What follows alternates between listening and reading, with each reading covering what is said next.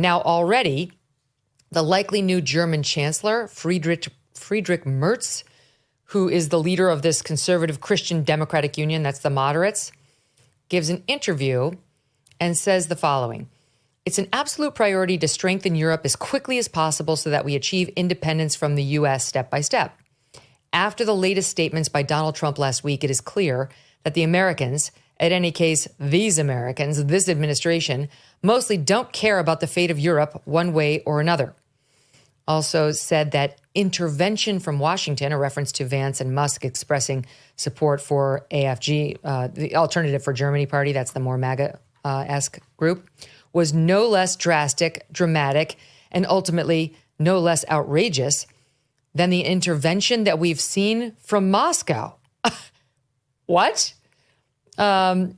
People close to this guy describe him as direct and pragmatic, says the Washington Post, but also arrogant and thin-skinned.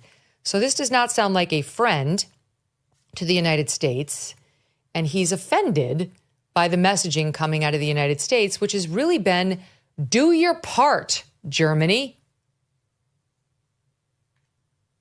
Constructive criticism. It says we want you to live up to your Western obligations to ensure free speech. And it's going to make it much worse, because if you took the AFD's vote and Mertz's vote, it's about 51% of the people, and they should have a conservative government. Yes. But he's going to reach out to the Green Party and the Social Democrats, and there's not going to be a conservative voice in Germany, and that's going to make people even angrier after they feel they voted for a conservative majority.